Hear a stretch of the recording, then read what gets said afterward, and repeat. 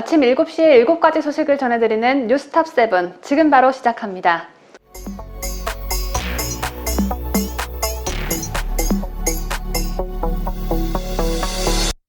뉴스탑 7 7위에 오른 소식입니다. 자녀 입시 비리와 사모펀드 등 혐의로 1심에서 감옥에 들어가 있으라는 판결을 받은 정경심이 항소심에서 징역 7년형이 구형됐습니다. 반성의 기미가 깨알 만큼도 보이지 않는 정경심은 항소심에서 자신에게 유리하다고 생각되는 증거가 검찰만 가면 정반대의 증거가 된다고 억울함을 호소했습니다. 정경심이 유리하다고 생각한 증거들을 오히려 검찰은 범죄를 입증할 수 있는 증거로 봤다는 건데, 그렇다면 정경심 혹은 정경심의 변호인이 머리를 잘못 굴린 게 되겠습니다. 컴퓨터까지 들고 나르며 증거인멸을 하는 모습이 공개된 마당에 나는 잘못한 거 없다고 바득바득 우기면 증거인멸이 증거 보존이 되고 범법 행위가 정당한 행위로 탈바꿈되는 건 아니죠. 그런데 정경심은 검찰만 가면 증거가 정반대가 된다고 하는 걸 보니 자신이 한 짓을 범죄에 해당하지 않는 정당한 처사로 둔갑시키려 하는 모양새입니다. 서울고법 형사 1-2부는 12일 업무방해 및 사문서 위조 행사, 자본시장과 금융투자업에 관한 법률 위반, 사기 등의 혐의로 기소된 정경심의 항소심 결심 공판을 열었습니다. 이날 공판에서 검찰은 정경심을 향해 우리 사회의 공정의 가치, 신뢰의 가치, 법치주의 가치, 대의제와 같은 헌법적 가치를 훼손한 중대범죄로 가치 재확립을 위해서 피고인에게 이에 상응하는 책임을 물어야 한다며 거짓의 시간, 불공정의 시간은 보내고 진실의 시간, 공정의 시간을 회복해야 할 시점이라고 말했습니다.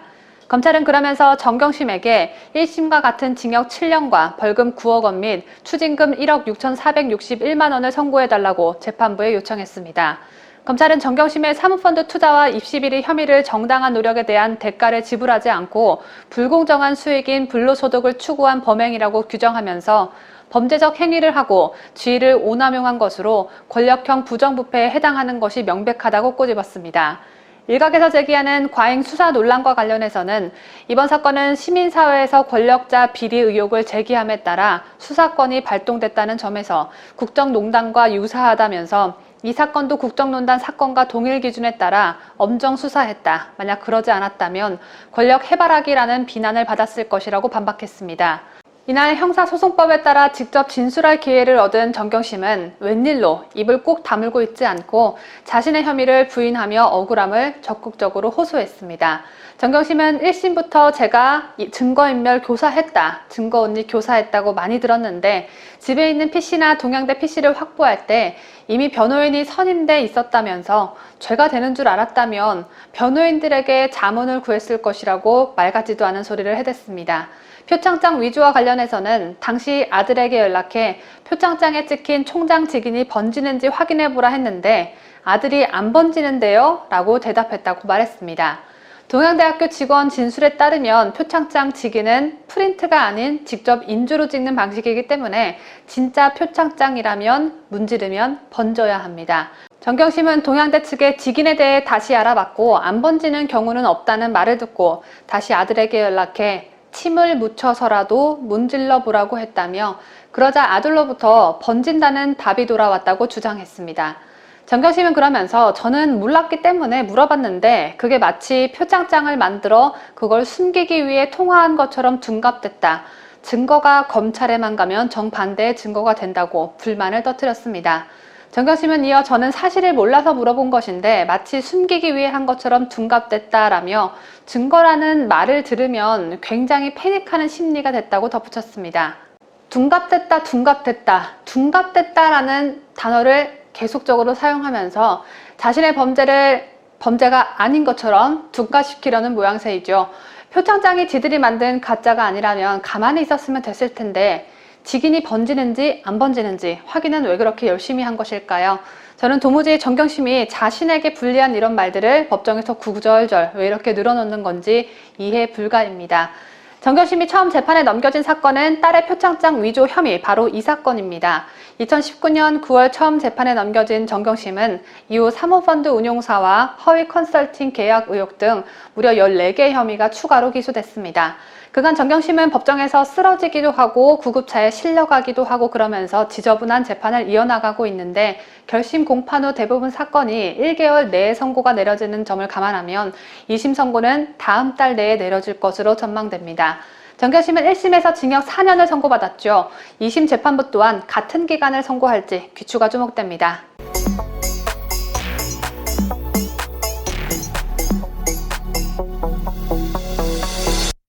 이준석 국민의힘 대표와 싱하이밍 주한 중국 대사가 접견했습니다.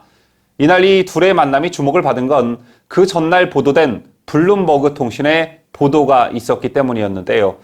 블룸버그 통신은 이준석 대표와 단독 인터뷰를 했고 이 대표가 중국에 맞서 싸워야 한다고 말한 것에 주목했습니다. 블룸버그는 이 대표는 홍콩 등지에서 펼쳐지고 있는 중국의 잔인함에 단호하게 맞서야 한다고 말해 야당이 집권할 경우 현 정부와 다른 대중 노선을 펼칠 것임을 시사했다고 평가했는데요. 이준석 대표는 해당 인터뷰에서 문재인 정부가 친중 정책을 펼치고 있다며 대부분 한국인들이 이를 불편해하고 있다고 말하기도 했습니다. 청와대는 이 같은 이 대표의 발언에 대해 평가해달라는 블룸버그의 요구를 거절한 것으로 전해집니다. 이날 이 대표의 블룸버그 통신과의 인터뷰는 지난 9일 이 대표의 사무실에서 진행된 것입니다. 그리고 공교롭게 11일 보도가 됐고 그 다음 날인 12일 싱하이밍 주한 중국 대사와 접견 자리를 가진 것입니다. 때문에 이날 만남에서 이준석 대표가 블룸버그 통신에서 사실상 중국을 비판한 그 기조를 계속 이어갈지 또 싱하이밍 대사가 이준석 대표의 발언을 문제 삼지는 않을지 많은 관심이 모아졌는데요.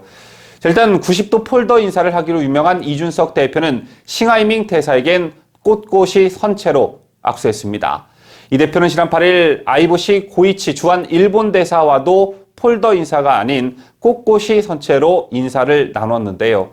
이날 이 둘의 만남 영상으로 함께 보시겠습니다.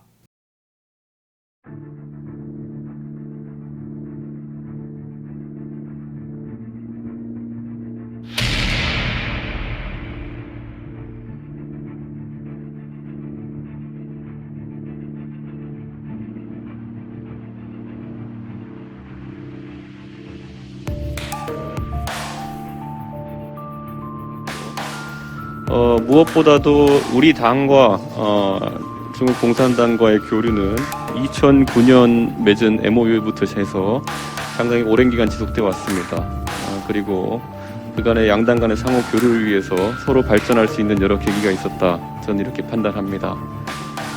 그리고 결국 한국과 중국은 주요 교역국으로서 또 그리고 이웃 국가로서 앞으로 같이 헤쳐나가야 될 문제들이 다수 있습니다.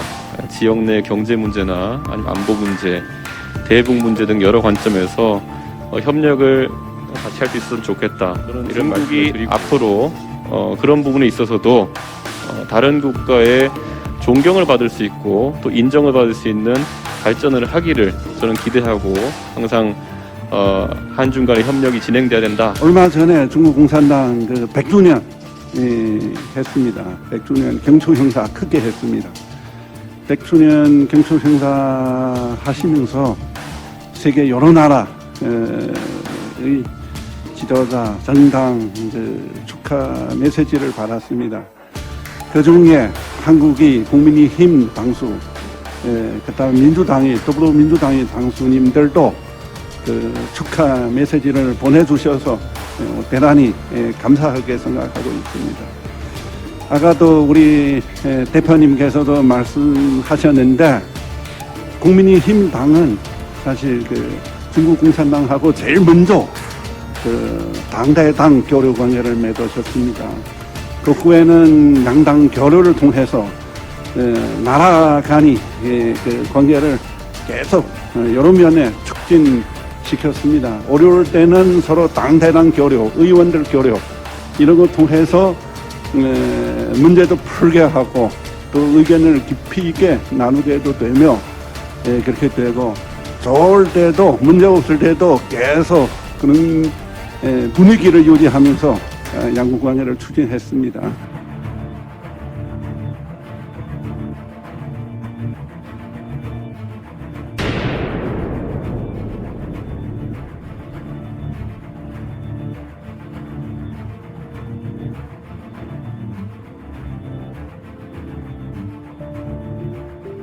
영상에서 보셨다시피 서로 덕담만 주고받으며 비교적 화기애애한 분위기 속에 접견이 끝났습니다. 원래 야당 대표와 우리나라에 상주하고 있는 대사가 접견할 때는 현안 문제보다 양국의 우호를 다지거나 덕담을 주고받는 게 상례인데요. 앞서 말씀드렸다시피 공교롭게도 접견 하루 전에 중국을 강하게 비판한 이준석 대표였기에 혹시나 혹여나하는 바람은 있었지만 역시 관례적인 접견 분위기가 이어졌습니다. 다만 이준석 대표가 중국이 다른 국가의 존경을 받을 수 있고 인정받을 수 있는 발전을 하길 기대한다는 뼈 있는 말을 남기기는 했습니다. 블룸버그는 이준석 대표가 중국에 맞서 싸워야 한다는 말에 주목했고 야당이 집권할 경우 현 정부와 다른 대중 노선을 펼칠 것임을 시사했다고 평가했습니다. 현재 우리나라에 퍼져 있는 반중 정서에 기댄 인기 영합주의 발언이 아닌 실제 한미일 동맹을 최우선으로 하고 중국에 당당히 맞서는 그런 정당으로 거듭나기를 바라겠습니다.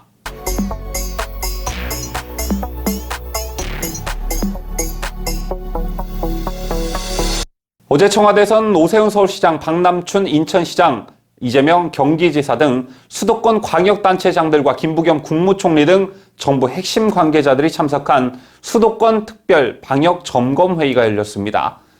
국민들한테는 2인 이상 모이지 말라고 하면서 왜 지들은 떼거지로 모이는지 이해가 가질 않는데요. 그간 몇 차례의 코로나 대유행에서도 자화자찬으로 일관했던 문재인이 방역과 경제 조화가 얼마나 어려운지 새삼 느꼈다고 한 발 빼는 모습을 보였습니다. 원래 전염병으로 인한 사상 유례가 없는 팬데믹 상황 속에서 방역과 경제를 동시에 지키는 건 어려운 일이죠. 그러나 그건 문제는 마치 달나라에 사는 사람 마냥 국민이 실상에서 느끼는 것과는 괴리된 발언들만 골라서 해왔습니다. 얼마 전인 지난 4월만 해도 문제는 우리나라는 다방면의 노력과 대비책으로 백신 수급 불확실성을 현저하게 낮추고 있다고 자신 있게 말할 수 있다고 말했었죠. 그 다음 달인 5월 취임 4주년 특별연설에서는 경제를 가장 빠르게 회복시키는 나라가 될 것이라고 낙관론을 폈고 우리는 보란듯이 해냈다라는 말도 덧붙였습니다. 이런 말을 한 게 불과 한두 달 전 일이었고 이 두 발언을 종합해보면 방역도 자신 있고 경제도 자신 있으니 걱정들 붙들어매라 괜히 딴지 걸지 말라는 의미를 내포하고 있었습니다. 하지만 현재 코로나 방역은 어떻습니까? 백신 미약보로 백신을 맞으려 하는 국민들이 백신을 맞고 싶어 발을 동동 굴러도 맞지 못하고 있고 백신 예약 사이트는 걸핏하면 접속자 폭주로 일시 중단되는 사태가 벌어지고 있습니다. 상황이 이렇게 돌아가자 정은경 질병관리청장은 지난 4월 자유로운 일상은 언제쯤 가능합니까? 라는 질문에 마스크 착용이나 사회적 거리두기 같은 조치를 연말까지는 해야 될 것 같습니다. 라고 대답했습니다. 이 말인즉슨 정부가 공언해온 11월까지 집단 면역 형성은 사실상 어렵다는 말입니다. 그리고 경제는 어떻습니까? 수출은 역대 최고치를 기록할 만큼 선전하고 있지만 국민들이 피부로 느끼는 실물 경제는 그야말로 하루하루가 위태로운 상황입니다. 오죽하면 오락가락 방역 정책으로 어려움을 겪고 있는 자영업자들의 입에서 정말 죽고 싶은 심정이라는 말이 밥 먹듯 나오겠습니까? 그렇다면 문제는 백신을 미리 확보하지 못하고 국민들이 처절한 희생을 하고 있는 것에 대해 자화자찬 대신 사과를 먼저 했어야 옳았습니다. 2021년 정계 은퇴를 선언한 뒤 집권 기민당이 지방선거에서 연패하면서 하락세를 보였던 메르켈 총리에 대한 지지율이 이번 코로나 대응을 계기로 반전했다고 하죠. 독일도 봉쇄 조치를 내릴 만큼 코로나 상황이 안 좋았는데 어떻게 해서 메르켈의 지지율이 급상승하게 된 것일까요? 메르켈 총리는 언변이 화려하지도 감성을 자극하지도 않지만 진솔하고 직설적인 화법을 사용하기로 유명합니다. 때문에 대국민 연설을 어지간해서는 하지 않는 메르켈 총리가 지난 3월 18일 총리 집무실에서 카메라 앞에 섰습니다. 메르켈 총리는 봉쇄 조치와 국민이 지켜야 할 수칙 등을 발표했고 2차 대전 이후 최대의 위기라면서 국민이 함께 위기를 극복하자는 연대의 메시지와 함께 한 사람의 국민으로서 지도자로서 한계를 솔직하게 인정해 국민들로부터 많은 공감을 이끌어냈습니다. 반면 문제는 시도 때도 없는 자화자찬과 실체도 없는 불분명한 K방역을 세계가 극찬한다며 연일 국민들에게 희망 고문만 해왔을 뿐입니다. 그리고 대유행이 번질 때마다 특정 종교, 특정 지역, 특정 연령대를 타켓 삼아 교묘히 정부 책임을 피해왔죠. 이 얼마나 비열한 짓입니까? 그리고 한 가지 더, 상황이 이 지경이라면 누군가 책임지는 사람이 있어야 하는데 정은경 질병관리청장도 청와대 김호란 방역기획관도 이진석 국정상황실장도 누구 하나 경질되는 사람이 없습니다. 특히 김호란 방역기획관은 임명 당시에 백신 구입은 서두를 필요가 없다 같은 현실과 동떨어진 발언을 반복해 문제가 있다는 지적이 있었지만 청와대는 최고의 방역 전문가라며 임명을 강행했었죠. 최고의 방역 전문가가 청와대에 들어앉아 그간 무엇을 했길래 국민들이 이렇게 고생하고 있는지 정말 궁금할 따름입니다.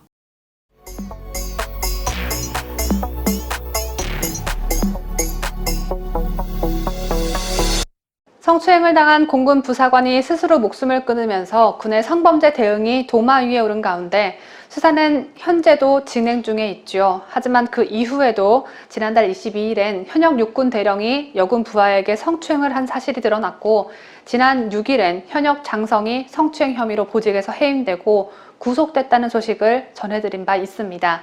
여기에 더해 이번엔 연인이던 육군 장교에 의해 강간 등을 당했는데 이 사건을 수사한 군사경찰이 2차 가해 호소를 사실상 외면했다는 주장이 제기됐습니다. 특히 군 수사기관은 피해자가 직접 성폭력 피해를 신고한 지 2달이 지나서야 가해자를 늑장 구속한 것으로 파악됐습니다. 군의 성비 문제, 그리고 그 문제를 대하는 군과 정부의 대응, 보통 심각한 일이 아니죠. 딸의 군 생활을 지켜보고 계시는 부모님들의 걱정은 또 얼마나 크실까요? 자신이 민간인이자 피해 당사자라고 밝힌 A씨는 지난 11일 온라인 커뮤니티 네이트판에 육군 장교인 비중희에게 강간 상해와 리벤지 강제추행을 당했다라는 글을 올렸습니다. 리벤지는 연인에게 보복을 가하기 위해 연인의 모습이 담긴 음란물을 유포하는 걸 뜻합니다.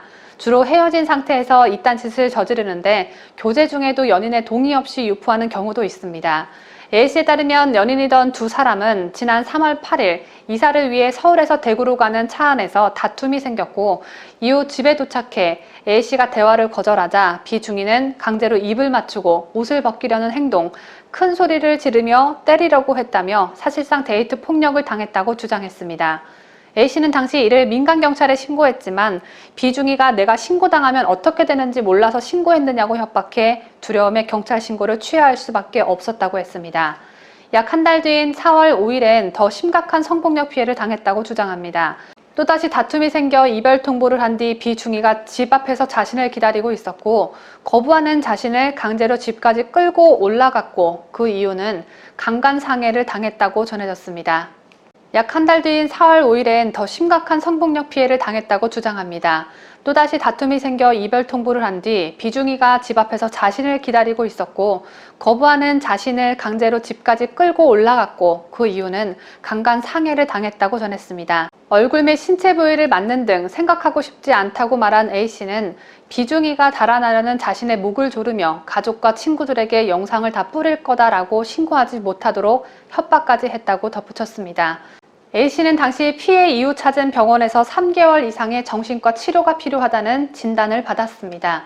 그럼에도 불구하고 이번 사건에서도 군 수사기관의 피해자 보호 미흡 및 부실 수사 정황이 드러났습니다. 당초 민간경찰에 신고했던 사건은 가해자인 비중희가 군인 신분인 관계로 4월 26일 군사경찰로 이첩됐습니다. 그러나 군사경찰은 2달 가까이 비중희를 불구속 상태로 수사하며 피해자 보호 조치를 전혀 하지 않았다고 합니다. 때문에 비중희가 자유롭게 불구속 수사를 받는 동안 피해자인 A씨에게 여러 차례 지속적인 연락과 만남을 요구해 A씨는 괴롭힘에 계속 시달려야만 했습니다. 특히 당시 군사경찰 담당 수사관에게도 이런 정황을 호소했지만 아무런 도움을 받지 못했다고 A씨는 지적했습니다. A씨가 공개한 문자 메시지를 보면 군사경찰 담당 수사관은 수사관이 개인적인 부분에서 모든 것을 통제할 권리도 없고 관여할 권리도 당연히 없다고 딱 잘라 말했습니다. 이어 A씨는 뭐라도 해달라, 부탁드린다, 가해자가 계속 저희 집 앞에서 대기하고 기다리고 있다라고 답장을 보냈습니다. 피해를 입증하려면 증거가 필요하겠죠.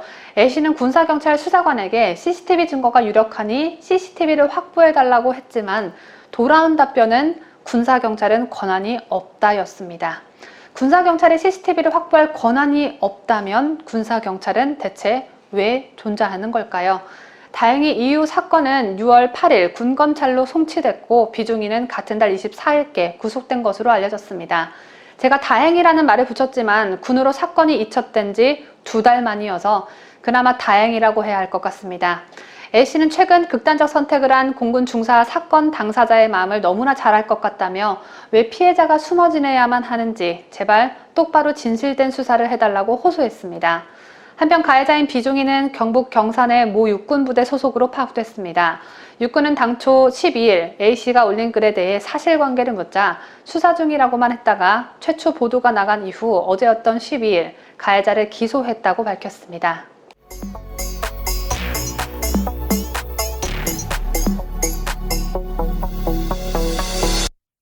김의겸 열린민주당 의원 나으리가 MBC 취재진이 윤석열 전 검찰총장 부인 김건희 씨 관련 취재를 하며 경찰을 사칭한 사건에 대해 나이가 든 기자 출신들은 사실 굉장히 흔한 일이었다라고 말해 논란이 되고 있습니다.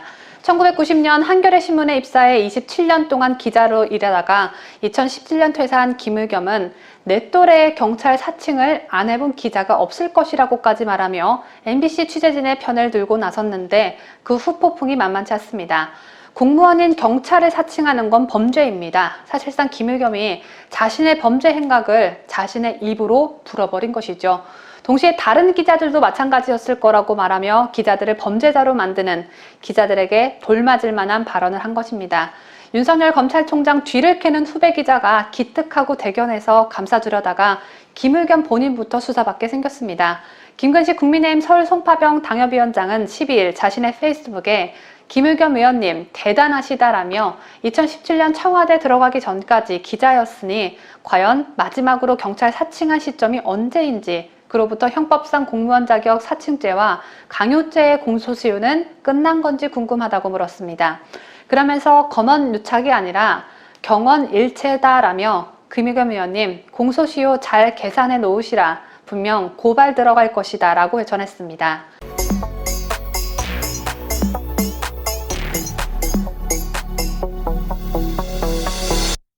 어제 동아일보에 보도된 윤석열 총장의 인터뷰를 보면 최재형 전 감사원장에 대한 언급이 있었습니다. 윤 전 총장은 최재형 전 감사원장과의 단일화를 포함해 정권 교체를 확실하게 할 수 있는 방안이라면 어떤 결단도 내리겠다고 말했습니다. 앞으로 대선 행보 과정에서 최재형 전 감사원장과 협력할 뜻을 표명한 것인데요.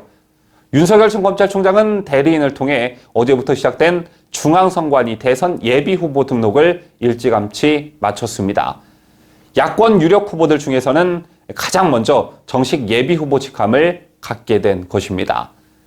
이렇게 윤 전 총장이 예비후보로 등록하면서 대권을 향해 첫 발을 내딘 어제 최재형 전 감사원장은 약간 결이 다른 발언을 내놨습니다. 정치는 뜻을 같이 하는 분들이 힘을 모아 공동의 목표를 이루는 것이라며 국민의힘 입당엔 긍정적 입장을 밝히면서도 자신은 윤석열의 대안이 아니라고 강조했는데요. 저 자체로 평가받고 싶다는 말도 최 원장은 덧붙였습니다. 그간 언론은 은연중에 최재형 전 감사원장을 윤석열의 대안 또는 대체제로 평가해왔습니다. 야권이 일찌감치 윤석열에 올인해 혹여나 예기치 못한 상황으로 휘청거리게 되면 그 타격이 너무 절대적이니 최재형 전 감사원장을 그 대안으로 세워야 한다는 그런 뜻이었습니다. 이 말은 윤석열은 주전 선수, 최재형은 벤치에서 대기하고 있는 후보 선수격이라는 인상을 주기 충분했었는데요. 그러자 최재형 전 감사원장이 사실상 나는 윤석열의 대체제가 아니다라고 분명한 입장을 하기까지에 이른 것입니다. 최재형 감사원장을 논할 때 흔히 우리는 이회창 전 총재와 김황식 전 국무총리 등을 떠올리곤 합니다. 이회창 전 총재는 거의 평생 법관으로 일하다가 김영삼 정부에서 감사원장, 국무총리로 발탁됐습니다. 1996년 총선에서 신한국당 전국구 국회의원으로 당선돼 정치에 입문한 뒤 파란만장한 정치 역정을 겪었지만 결국 대통령의 꿈은 이루지 못했습니다. 김황식 전 국무총리도 대법관을 하다가 이명박 정부에서 감사원장으로 발탁이 됐고 국무총리도 오랫동안 했었습니다. 하지만 2014년 지방선거에서 서울시장 새누리당 후보 경선에 나섰지만 정몽준 후보에게 패했었죠. 이처럼 이회창 전 총재와 김황식 전 총리는 판사복을 벗고 일정 기간 총리직을 수행하며 정치 경험을 한 뒤에 선거에 도전했지만 최재형 전 감사원장은 판사, 감사원장을 거쳐 곧바로 정치에 입문하게 됐습니다. 하지만 10년이면 강산도 변한다고 이회창, 김황식 시절에 일어났던 일을 지금 최재형 전 감사원장과 절대 비교를 할 수 없는 노릇이겠죠. 그렇다면 최재형 전 감사원장이 맞닥뜨리고 있는 현재의 정치적 환경, 구도는 어떠할까요? 지금은 비록 한 자릿수 지지율을 기록하고 있지만 앞으로 전망은 그닥 어둡지만은 않다는 게 저 개인적인 생각입니다. 첫째, 윤석열 전 총장이 오랜 시간 지지율 1, 2위를 달리고 있지만 다소 불안합니다. 반문전선의 선봉장에 섰지만 아직 국민들에게 자신이 이끌어갈 대한민국의 비전과 미래를 확실히 제시하지 못했습니다. 또한 처가 문제와 관련해 첫 번째로 제기된 X8 논란은 잘 넘긴 듯 하지만 향후 여권의 네거티브 공세 과정에 어떤 게 튀어나올지 모르는 일이죠. 반면 최재형 전 감사원장은 윤석열 전 총장에 비해 소위 말해 털릴 게 별로 없는 과거와 집안 내력을 가지고 있다는 평가입니다. 두 번째, 홍준표, 유승민, 원희룡, 안철수 등 국민의힘 안팎에 있는 대선 주자들의 지지도가 현재 너무 낮다는 점도 최재형 전 감사원장이 치고 올라갈 경우 단숨에 야권에서 윤석열 총장과 1대1 구도를 만들 수 있다는 점입니다. 현재 최 전 원장은 윤 전 총장보다 더 빠른 시기에 국민의힘에 입당할 것으로 점쳐지고 있죠. 아마 입당하자마자 지지율이 최소한 유승민, 하태경, 원희룡을 단숨에 뛰어넘는 현상이 벌어질 것입니다. 이런 측면에서 봤을 때 최재형 전 감사원장이 윤석열 전 총장의 대체제라고 평가하는 건 굉장히 부적절하다고 보는데요. 어쨌든 야권 후보로 거론되는 모든 후보들이 사욕을 버리고 정권 교체라는 시대 정신을 온전히 받들기를 진심으로 바라겠습니다.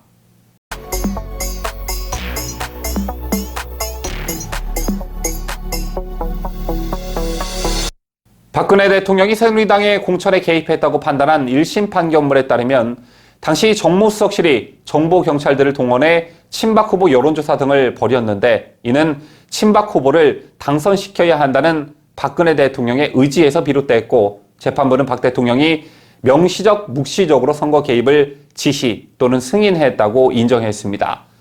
그리고 징역 2년을 선고했죠. 명시적, 묵시적이라는 말, 김명수 대법원장 체제의 법원에서 전 정부 인사들을 옥죄기 위해 자주 판결문에 등장했던 말입니다. 어쨌든 재판부는 경찰과 청와대가 공모했고 이 둘을 한 몸이라고 판단했습니다. 그리고 문재인 정권에서 논란이 된 청와대 울산시장 개입 사건, 이건 역시 핵심은 청와대 개입과 공모 여부가 그 핵심인데요. 이를 입증할 물증이 송병기 울산부시장의 업무 수첩입니다. 수첩에는 송철호 시장 측이 청와대 관계자들과 만난 정황 그리고 김기현 전 시장의 핵심 공약인 산재모 병원이 무산됐다는 정보를 청와대로부터 미리 듣고 공공병원 공약을 대신 준비한 정황 등이 빼곡히 적혔기 때문입니다. 그리고 최근 열린 재판에서 검찰이 청와대가 깊숙이 개입했다는 수사 결과를 내놔 파장이 예상됩니다. 청와대가 김기현 전 울산시장에 관한 첩보서를 작성해 경찰청을 통해 울산경찰청으로 내려보냈다는 게 검찰의 주장인데요. 또 검찰은 당시 울산경찰청이 6.13 지방선거 전 청와대 8차례에 걸쳐 수사 상황을 보고했다는 수사 결과도 내놨습니다. 보다 자세한 소식 강추천 기자가 보도합니다. 서울중앙지법 형사합의 20일-3부는 어제였던 지난 12일 공직선거법 위반 등 혐의를 받는 송철호 울산시장과 황운하 더불어민주당 의원 등 6명의 네 번째 공판에서 증거조사를 진행했습니다. 검찰은 당시 청와대가 울산지방경찰청에 수사를 함영했다는 근거로 지방자치단체장 울산광역시장 김기현 비리 의혹이라는 제목의 범죄 첩보서를 제시했습니다.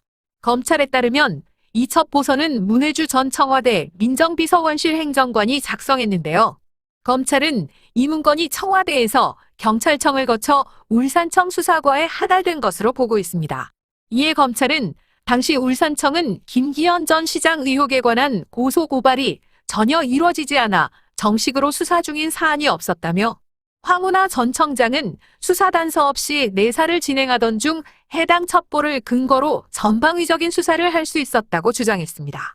이어 당시 황운하 청장은 김 전 시장 형제의 아파트 건설 관련 30억 원 용역 계약에 대해 김 전 시장의 형제의 이권 개입이 사건의 본질이라고 지적하며 형제의 직업과 소재를 파악하라고 구체적으로 지시했다고 지적했습니다. 또한 검찰은 울산청에서 청와대로 보고된 문건의 내용도 밝혔습니다. 이 문건은 피조사자의 출석 조사 예정 시간, 진술 유지, 압수물 내용 등 구체적인 수사 상황이 기재됐다고 밝힌 검찰은 2018년 6월 이전에 8번의 보고가 있었으며 이후에도 보고가 이뤄졌다고 덧붙였습니다. 자유대한민국을 수호하는 유대배 강추천입니다.